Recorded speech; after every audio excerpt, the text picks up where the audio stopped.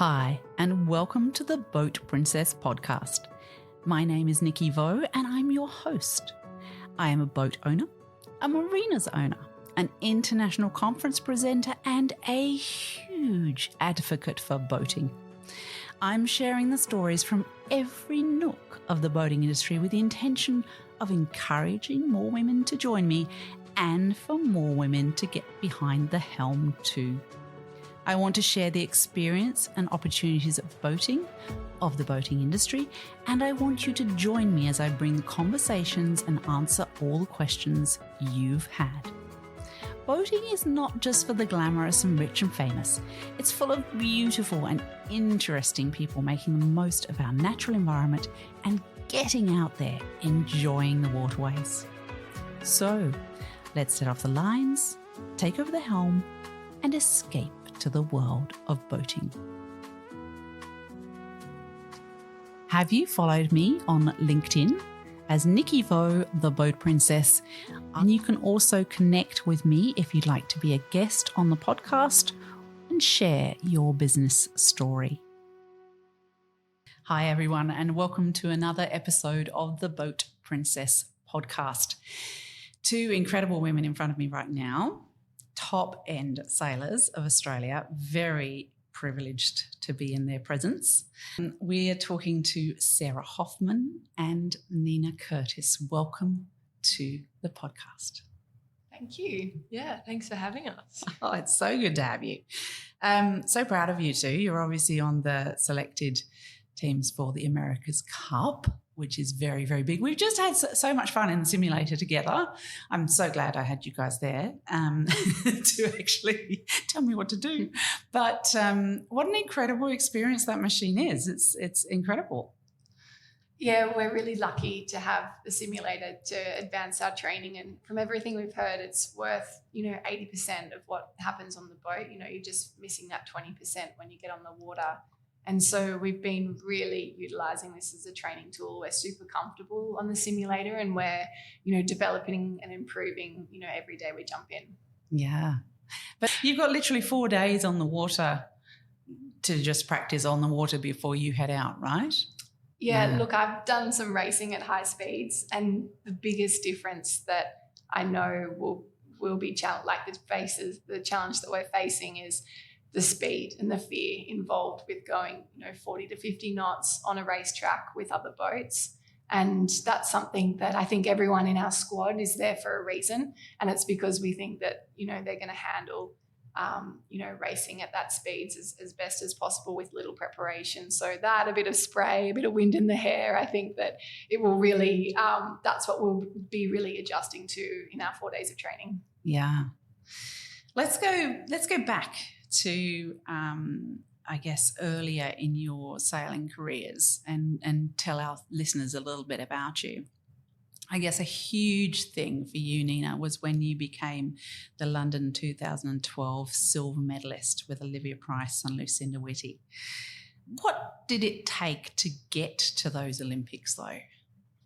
Yeah, joining the squad 4 years before the Olympic Games, I thought it was a really long shot to be one of the athletes representing at the Games. I was one of the youngest, along with Olivia and Lucinda, and we probably had the least amount of experience just due to our age. But 4 years is a really long time, and you can learn a lot in 4 years. And it really was, the three of us being really transparent, having really thick skin, just having the urge to learn that really got us through at the end to get us selected. And it was a big 4 years, but a result I think that the three of us are really proud of.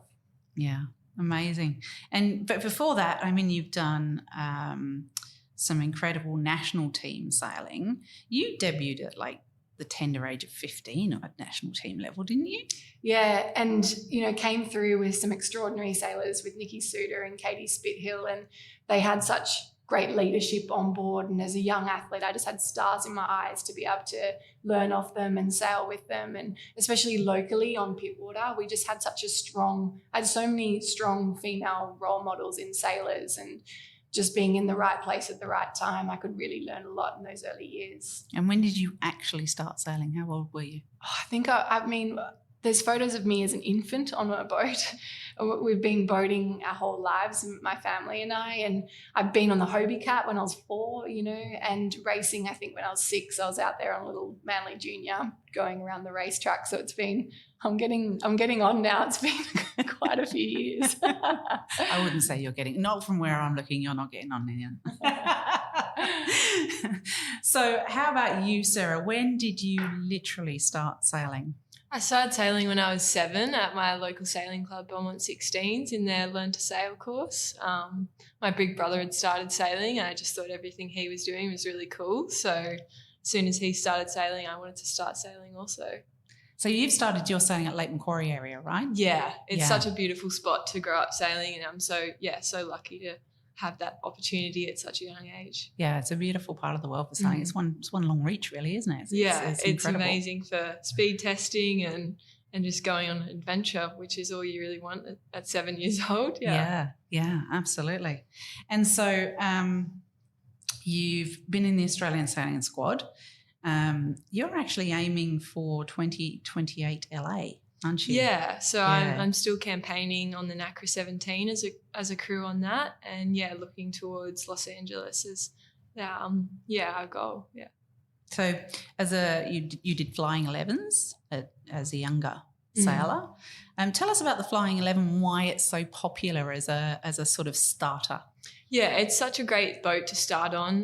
The aspect of having 2 people on board instead of just one is so good for learning how to communicate and problem solve as a team, and having 3 sails as opposed to 1 or 2 is really good as you transition into bigger boats, because you're usually dealing with a few more sails.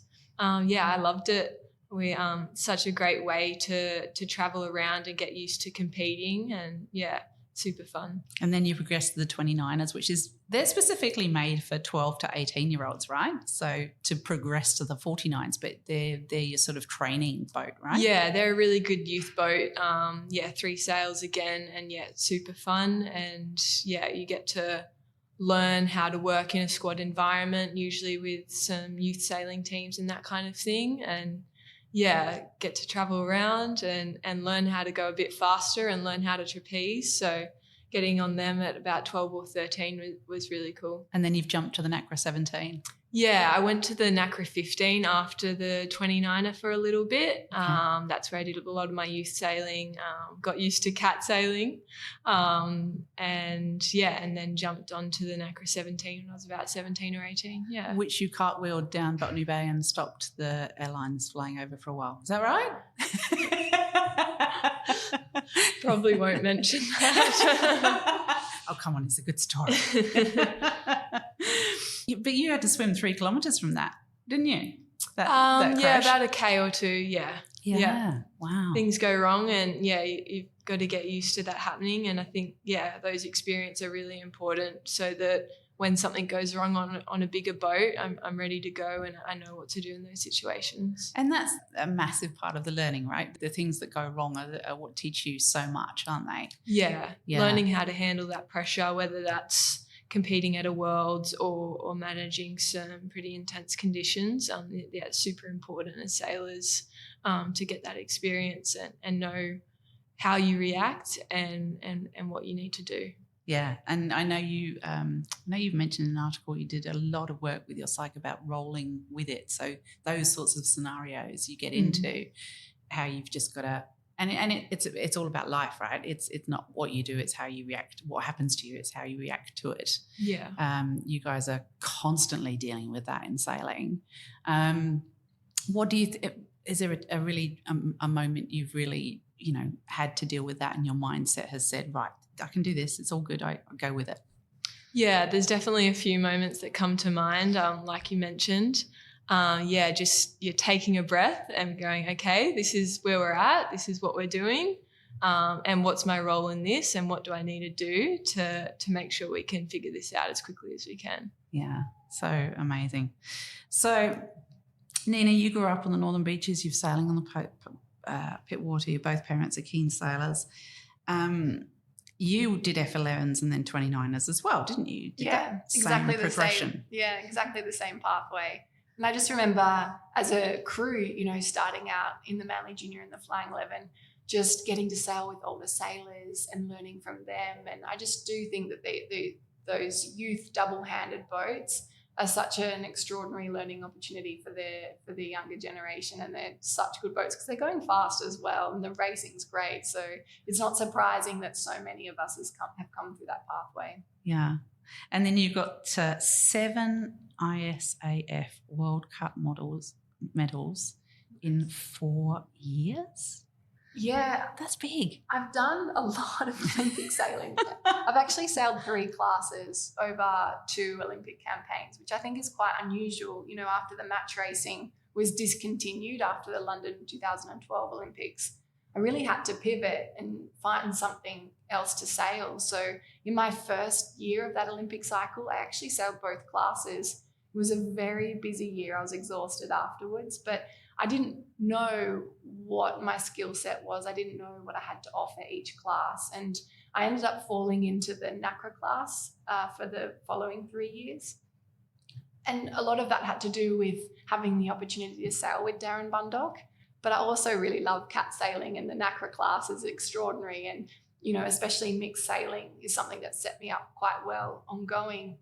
But when we missed out on selection, I jumped back in the 49er at the end of the year and tried to get selected in that class. So I was actually one of the only athletes to not get selected for the Olympics over 2 different classes in one Olympic cycle. Oh, so, wow. That would have been harsh. But, it wasn't in reflection, because I don't think I could have learned any more in a 4-year quad of different sailors in different equipment, both in developing classes. You know, the FX and the NACRA were in their first Olympic cycle in that year, going towards the Rio Olympics. And so all these teams are on these incredible learning curves. We're learning more about the boat. I just look back on those 4 years with no regret at all, because it really, I think, made me the sailor that I am today.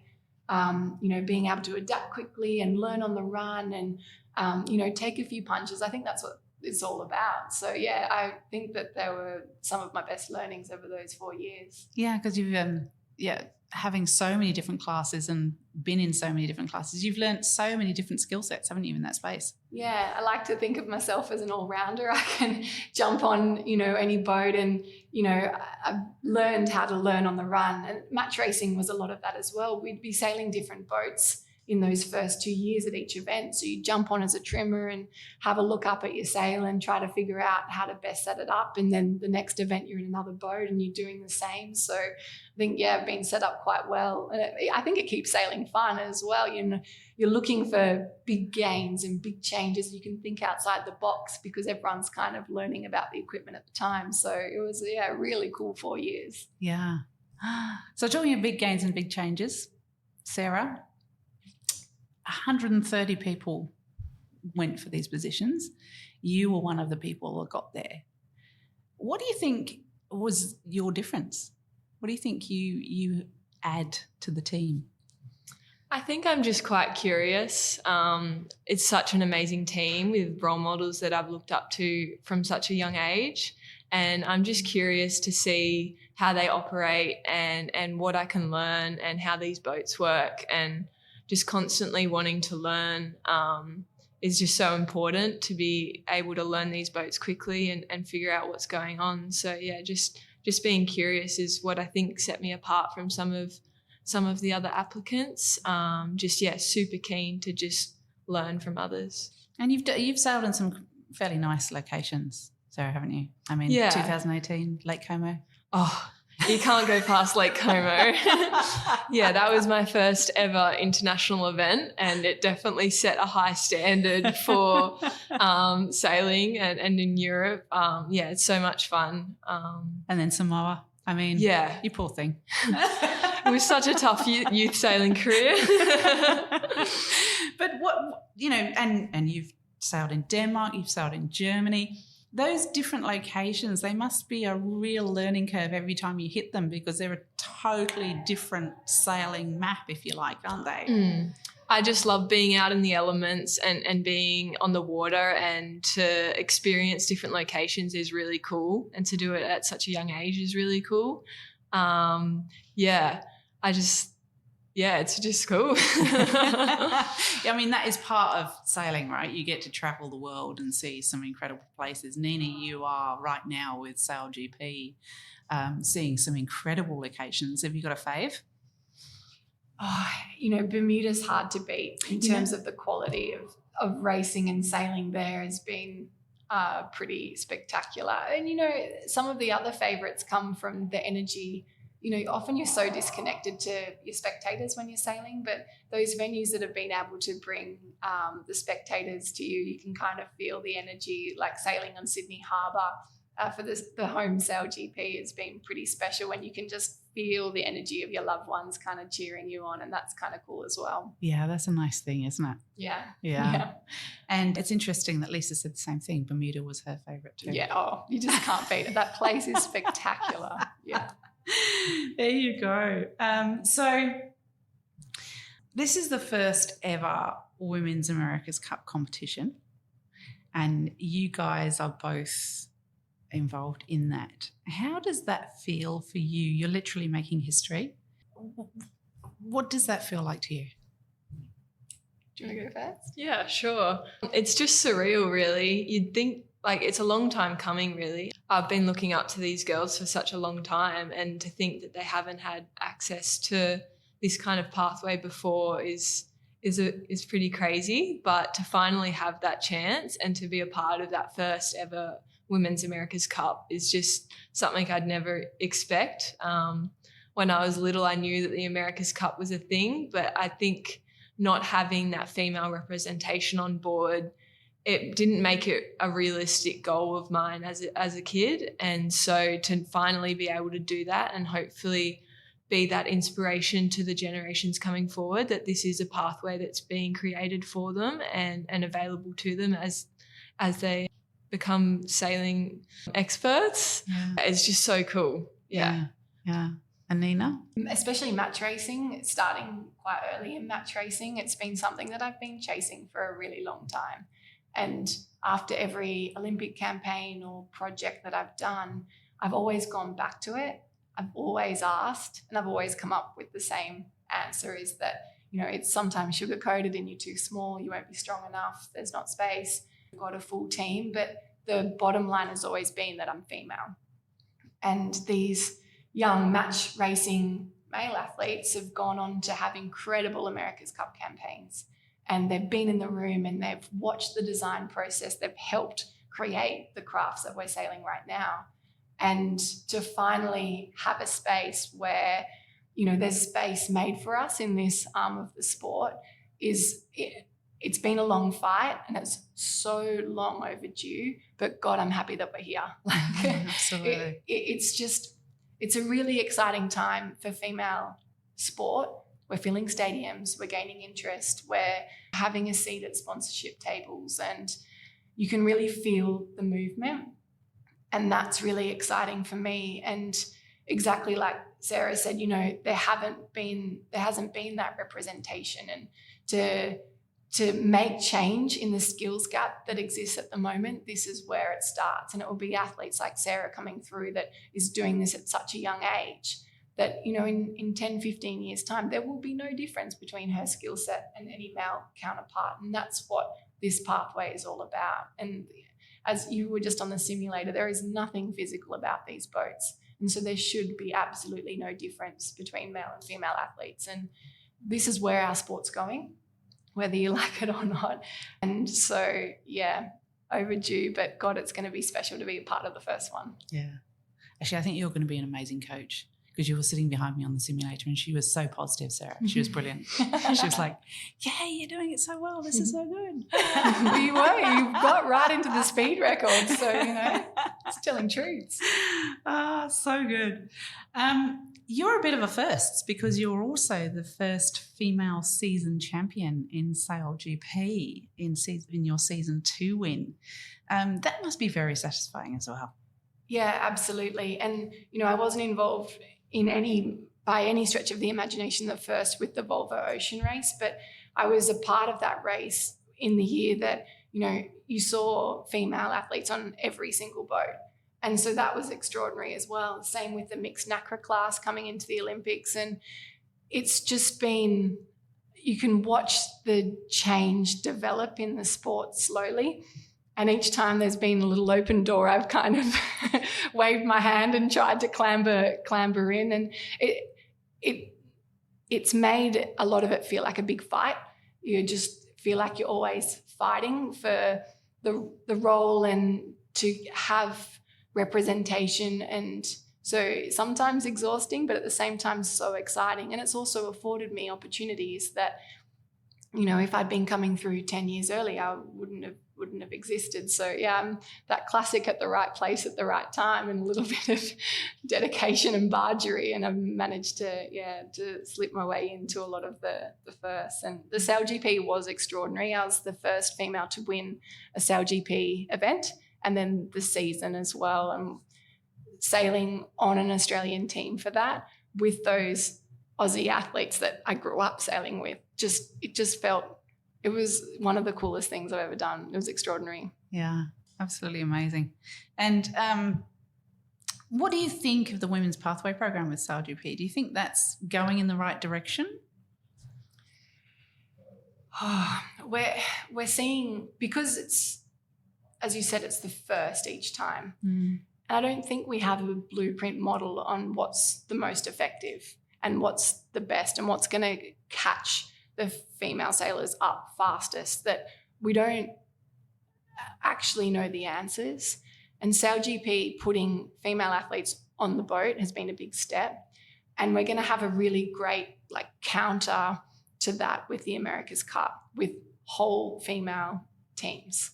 And so I think we're going to have to sit back and watch it play out. And, you know, with Sail GP initially, it was so exciting. It was such a big step forward, but we're kind of looking at it, you know, 2 or 3 years down the track now, and that the girls aren't getting that much time for training and for upskilling. And that's the nature of the program pushing forward with more events and more teams. And that's the right thing for the sport at the time. But often this development pathway, we're not getting the chance to get on the helm as much as we'd like, get our hands on that wing, you know, get in that flight controller seat and so forth. And so, yeah, I think it's going to be really interesting to watch, you know, both models kind of play out.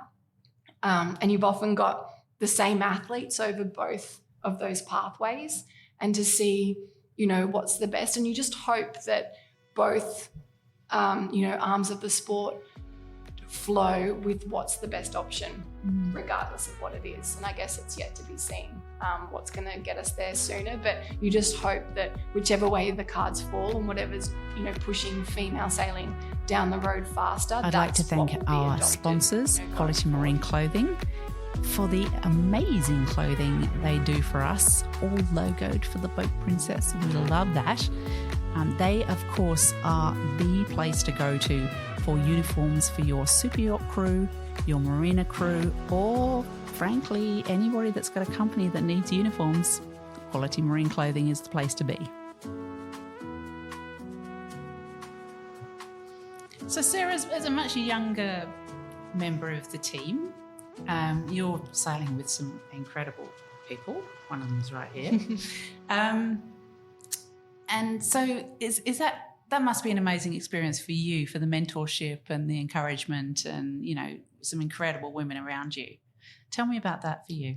Yeah, it's such a special opportunity. Nina Curtis is one of my role models growing up, Olivia Price as well. And to be now with them and in the squad environment with them is, so cool.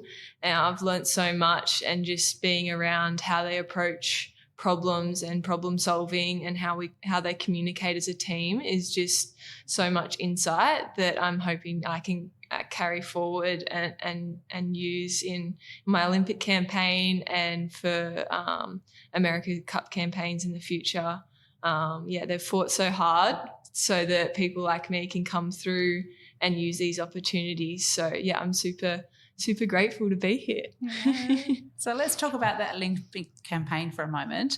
How much training do you have to actually do to get to that level? Yeah, the NACRA 17 is quite a physical boat, and it's what I love so much about it, being able to push it around and really push the limits being able to foil at such high speeds is really cool. There's a lot of training involved with it. We try and be on the water as many days of the week as we can in varied conditions. A lot of the time we're out the heads of Sydney Harbour in some big swell and waves and really learning to try and fly these pretty small boats in some big sea state. It's a lot of hard work, but I just love every minute of it and just being out in the elements, whether it's a really cold, rainy day and you're just fighting for every moment, or whether it's a beautiful day on Lake Como or something. Talking of, putting so much time into it, how do you fit the rest of your life in? How do you juggle all that? I don't know sometimes. It just works out in the end. I'm in my 4th year of a law degree, which somehow I've made it this far. Finished my arts degree last year. And I guess it's just sometimes just what women have to be now. We just have to be able to do everything and fit everything in, and we can do everything. So, it's a tricky balance sometimes. I don't always get it right, but being able to do both is just so important to me, just to have that balance. And if, I'm overwhelmed with one thing, then I can and look at something else and not be overthinking too much. Yeah. So talking of juggles, Nina's got a 1-year-old girl called Dylan, the beautiful Dylan. Yeah. And you're travelling the world with Sail GP, you're doing this for America's Cup. Mm-hmm. How does that fit in? Yeah, it's been a huge adjustment.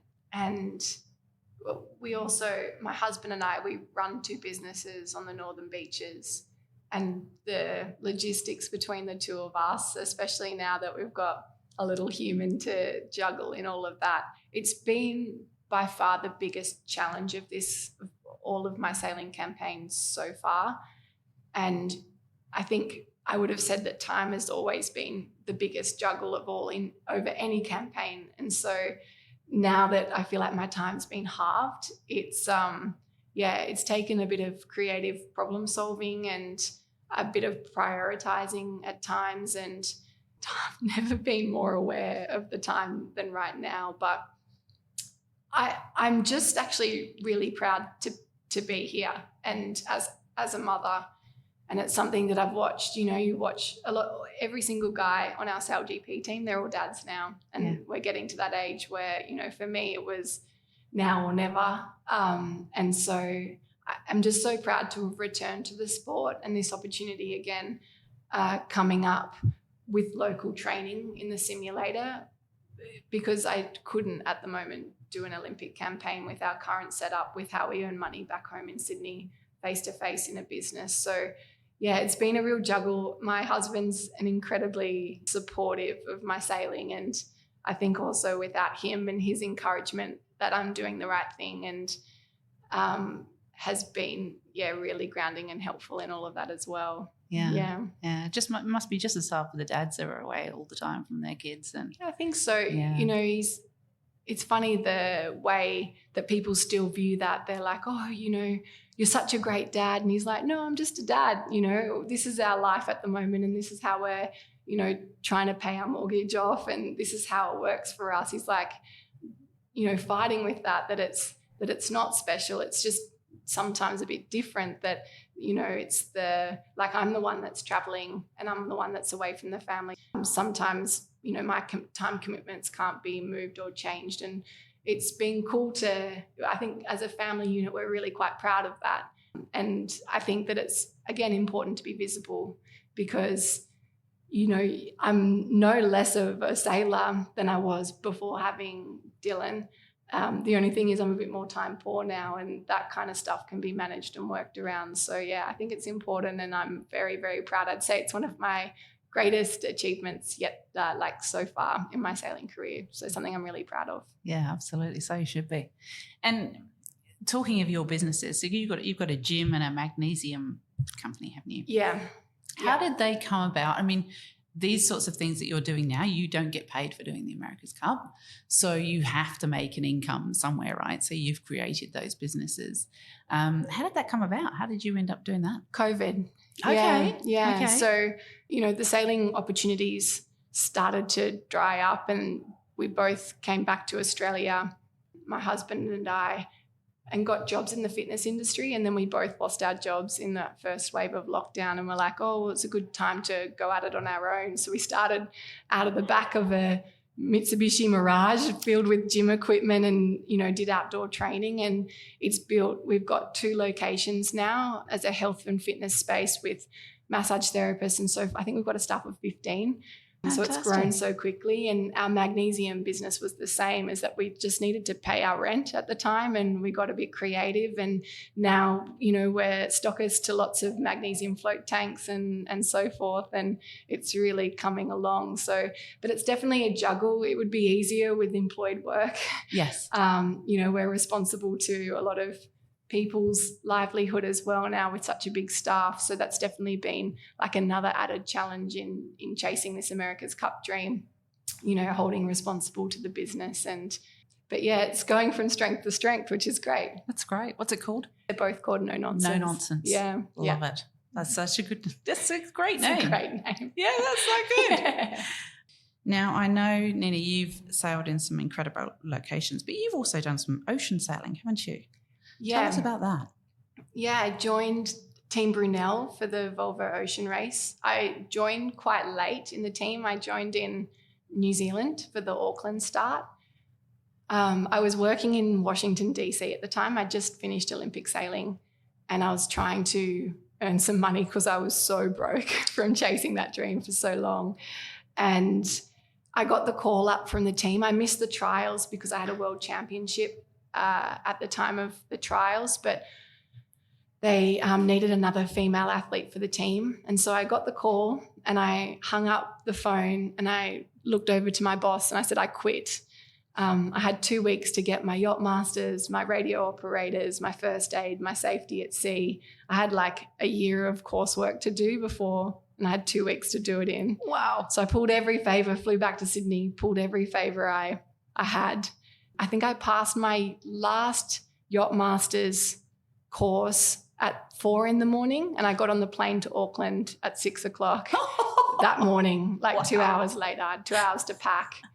I pulled so many all-nighters, but I got there and I passed everything, which I was pretty stoked.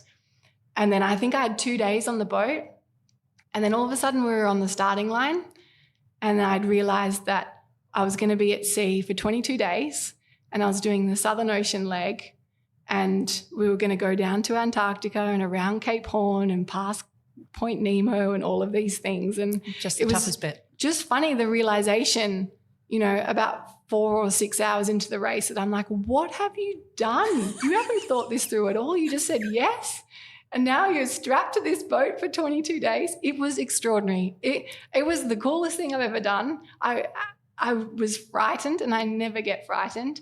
But I tell you what, there's waves the size of skyscrapers out there, and sailing in the dark in that kind of sea state. And, a sailor died during that race, and that was, extraordinary, sad, but also terrifying at the time. I was the most inexperienced person in the entire race. And we went on to win that race, and the team continued with me for the rest of the race around the world, and learning on the run like that under fear. And it was really cool. Ocean racing is unreal. You just get to sail for 4 hours and then you try to get some sleep, and then you wake up and you do it all over again. And to push yourself that far, physically and emotionally and mentally I feel like you learn so much about yourself under those kind of situations. So yeah, it was really, really cool. And, the team had quite a comeback after that leg, and we fought our way up to equal first. And the race was extraordinary. We went into the final leg on equal first place. We ended up in third, which was a bit of a shame. We got stuck on the wrong side of a shipping channel and a weather system. But to sail around the world for so long and end up on a 3-way tie, sometimes we're finishing within seconds of each other after 10-day legs. Yeah. It was it's an extraordinary race, and something that, it was unreal. Yeah. It's interesting. Ocean sailing does seem to bring some sort of level of character to people. And I've interviewed a number of people that have done incredible ocean sailing. Kay Cotty, of course, is one of our favourite interviews on the podcast. And then we've got Lisa Blair and the CEO of Magenta Project, which you would know so well of. Her first sail was on the Volvo Ocean Race, which is like, what? And the Magenta Project is and has been for such a long time doing such wonderful things for women in sailing. It's, it's that product that's just been pushing it behind the scenes at every step. They haven't stopped pushing and creating opportunities and camps. And I just think without the hard work of that organisation, we would not be where we are today. Yeah. So you think you may have had some influence even on the America's Cup? Yeah, absolutely. Yeah. So Sarah, if you were a young woman again, imagine you're talking to a young girl that lives in Lake Macquarie and she wants to follow your footsteps. How does she do that? How does she get into sailing? How does she, she knows nothing about it. She doesn't know what to do, where to go, how to get into it. What would you tell her to do? I think, the biggest step is just turning up and being curious. So just going to your local sailing club. If she's on Lake Macquarie, there's so many little clubs that you can join. Belmont 16s is a great one. Jump on a Pelican or a Bic or a Opti. There's always, if you just turn up, there's always someone that needs a crew for the day and you'll be able to fill in. And it's such an amazing community, the sailing community. They're so supportive of new sailors and of learning and developing as a community. So just turning up and being curious and asking questions is the perfect place to start. And having fun along the way is really important, especially when you're young. Yeah. And what would you tell the parents? How would you tell them to support them in doing that? Just be encouraging. My parents were really great in the fact that they were equal amongst my brother and I in how we approach sailing. There was no differences in how we were treated in terms of what we could do on the water and that kind of thing. And that kind of mindset was really important. It made me feel like I could do anything my brother could do and I could do the physical jobs on the boat if I wanted to. And I've always loved crewing and doing those physical parts of the boat, and having that encouragement from my parents that it's okay and I can do it, and if my brother can do it, I can definitely do it, was really cool. And so, just supportive parents that know that it might be a little bit harder for their girls at some time, but being able to continue to support them and show them that it is possible is just, the best. Yeah, so good. And, you went to The Hague, didn't you, for, what was that, World Champions? The World Champs, yeah. Because I do think sailing builds an incredible resilience in teenagers especially, and all that sort of thing. And there's a lot to be learned about sailing, isn't there? Packing away the boat, one thing, you've got to put it away so that it's ready to go for next time and clean it down, blah, blah, blah. I think they're all learnings that are really useful. But you had a moment in The Hague where your mast snapped in half. Yeah, 2 days before our event, we were out in The Hague and going downwind, our mast snapped out of the blue. So we were out in a lot of sea state at the time. So it was a big effort, and we actually had 2 of the other Aussie boats out with us, and we had a crew from each come over and help us start cutting things off the boat and swimming around in the North Sea with us to help us get it under control. And my amazing coach, Hayley Outridge, helping us slowly tow us into shore. Yeah, it was definitely a big effort, and it took the whole team to get us on the start line for the start of the Worlds. And did your parents watch that from a distance, or were they there? They were in the country. I called my mum when I got back to shore, and she was in a museum at the time whispering, and I was like, Mum, we got a bit on, but it's all good. That's what you got to start all these phone conversations with. I'm okay. Everything's okay. but this has happened. Yeah, I can imagine. But again, that's another level of support the parents have to give, isn't it? A little bit scared every now and then, but let your kids do these amazing things, because look what they end up doing. Yeah, I think they're always a little bit worried, but they try and not show you that fear sometimes, just because they know that you're learning so much and they're such amazing skills to be developing. And even campaigning in Europe just teaches you so much about the logistics of getting things where you need them to be and getting yourself where you need to be, and having a boat that's working and sailing at the best you can on the start of those big events. Yeah. So do you think it's made you more of an adult quickly? For sure. It's definitely helped my communication and my ability to critically analyse situations and problem solve on the spot. It's like your mast snapping in the North Sea and knowing what to do is just so transferable to the rest of my life. And yeah, that's great. So Barcelona, it's not that far away now, is it? What are you looking forward to most?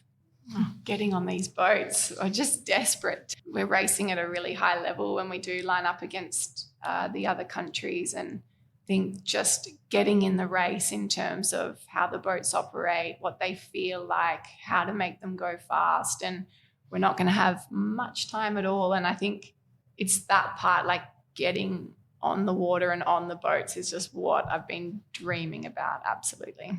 And Sarah? Yeah. If we can get on these boats, that'd be so cool. They're such an amazing boat, and we've been envisioning it for so long. In the sim, we're in Barcelona technically when we're in the sim, but to be actually in Barcelona on these boats, out in the elements, with AC-75s flying by, is just going to be such a cool environment to be a part of, and the atmosphere of the America's Cup is really cool, as I've heard, but just to be involved will be so special. Yeah. And have you imagined yourselves on the podium? I think you should. As I fall asleep each night. Excellent. That's so good. I think we really do. Yeah. And again, we won't know until we get on the boat. There's just so much unknown with, how we'll react and how far we've been able to take ourselves on the sim in that moment. But I 100% believe that every athlete on our team, both in the women's and the youth, have the skill set and the ability to win, not just get on the podium, but to win. And I just think that, if we can raise just that little bit of funds to get us a training camp, that would be the cincher for me. I truly do believe that we have the athletes. It's just now about getting the money to help us out and give us our best chance. Okay, so let's talk about that, because at the moment you're training on the sim, and you basically, at this point, you only get like 4 days before on the actual boats on the water. But if you raise more funds, we can get you there earlier for the training camp, correct? And when does that start? Well, so to start with, though, the extraordinary thing about our team is that every single human is doing this voluntarily. There has been no pay for the athletes, for the coaches, for our amazing, I can't sing their praise higher, this group of people we've got behind us, driving us to this start line, and the feat of getting the entry fee, of getting all of the funds that we've been able to do. We're getting to that start line. We'll get that guaranteed 4 days of practice.